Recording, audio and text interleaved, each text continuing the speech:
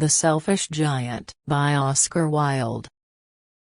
Every afternoon, as they were coming from school, the children used to go and play in the giant's garden. It was a large lovely garden, with soft green grass. Here and there over the grass stood beautiful flowers like stars, and there were 12 peach trees that in the springtime broke out into delicate blossoms of pink and pearl, and in the autumn bore rich fruit. The birds sat on the trees and sang so sweetly that the children used to stop their games in order to listen to them. "How happy we are here," they cried to each other. One day the giant came back. He had been to visit his friend the Cornish ogre, and had stayed with him for 7 years. After the 7 years were over he had said all that he had to say, for his conversation was limited, and he determined to return to his own castle. When he arrived he saw the children playing in the garden.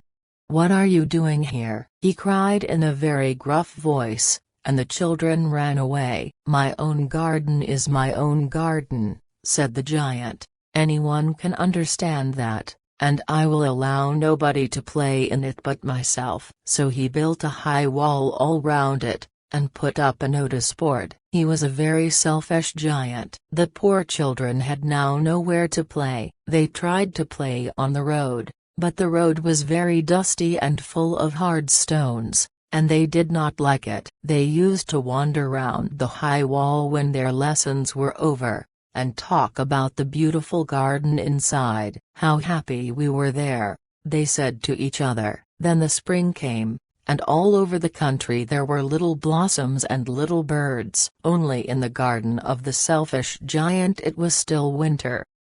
The birds did not care to sing in it as there were no children, and the trees forgot to blossom. Once a beautiful flower put its head out from the grass, but when it saw the notice board it was so sorry for the children that it slipped back into the ground again, and went off to sleep. The only people who were pleased were the snow and the frost. "Spring has forgotten this garden," they cried, "so we will live here all the year round." The snow covered up the grass with her great white cloak, and the frost painted all the trees silver. Then they invited the north wind to stay with them, and he came. He was wrapped in furs, and he roared all day about the garden, and blew the chimney pots down. "This is a delightful spot," he said. "We must ask the hail on a visit." So the hail came. Every day for 3 hours he rattled on the roof of the castle till he broke most of the slates, and then he ran round and round the garden as fast as he could go. He was dressed in grey, and his breath was like ice. "I cannot understand why the spring is so late in coming," said the selfish giant, as he sat at the window and looked out at his cold white garden. "I hope there will be a change in the weather." But the spring never came, nor the summer. The autumn gave golden fruit to every garden, but to the giant's garden she gave none. "He is too selfish," she said. So it was always winter there, and the north wind, and the hail, and the frost, and the snow danced about through the trees. One morning the giant was lying awake in bed when he heard some lovely music. It sounded so sweet to his ears that he thought it must be the king's musicians passing by. It was really only a little linnet singing outside his window, but it was so long since he had heard a bird sing in his garden that it seemed to him to be the most beautiful music in the world. Then the hail stopped dancing over his head, and the north wind ceased roaring, and a delicious perfume came to him through the open casement. "I believe the spring has come at last," said the giant, and he jumped out of bed and looked out. What did he see? He saw a most wonderful sight. Through a little hole in the wall the children had crept in, and they were sitting in the branches of the trees. In every tree that he could see there was a little child, and the trees were so glad to have the children back again, that they had covered themselves with blossoms, and were children back again that they had covered themselves with blossoms, and were waving their arms gently above the children's heads. The birds were flying about and twittering with delight, and the flowers were looking up through the green grass and laughing. It was a lovely scene, only in one corner it was still winter. It was the farthest corner of the garden, and in it was standing a little boy. He was so small that he could not reach up to the branches of the tree, and he was wandering all round it, crying bitterly. The poor tree was still quite covered with frost and snow, and the north wind was blowing and roaring above it. "Climb up, little boy," said the tree, and it bent its branches down as low as it could, but the boy was too tiny, and the giant's heart melted as he looked out. "How selfish I have been," he said. "Now I know why the spring would not come here. I will put that poor little boy on the top of the tree, and then I will knock down the wall, and my garden shall be the children's playground forever and ever."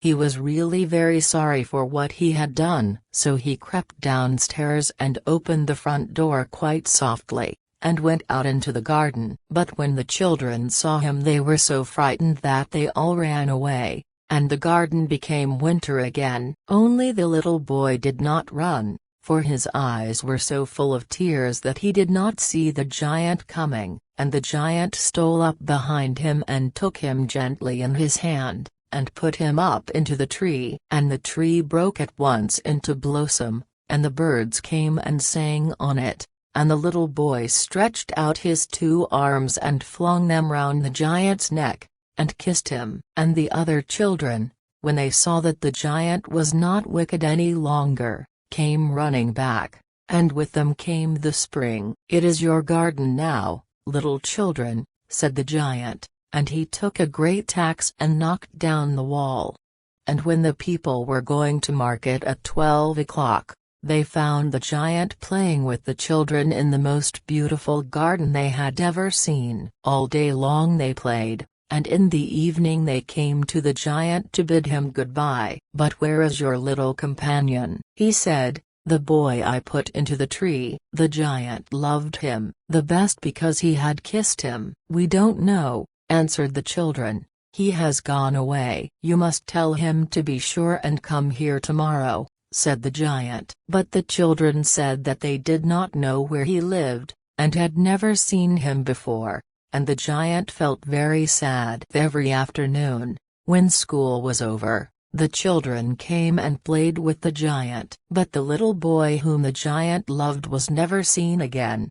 The giant was very kind to all the children, yet he longed for his first little friend, and often spoke of him. "How I would like to see him," he used to say. Years went over, and the giant grew very old and feeble. He could not play about any more, so he sat in a huge armchair, and watched the children at their games, and admired his garden. "I have many beautiful flowers," he said, "but the children are the most beautiful flowers of all." One winter morning he looked out of his window as he was dressing. He did not hate the winter now, for he knew that it was merely the spring asleep, and that the flowers were resting. Suddenly he rubbed his eyes in wonder, and looked and looked. It certainly was a marvelous sight. In the farthest corner of the garden was a tree quite covered with lovely white blossoms.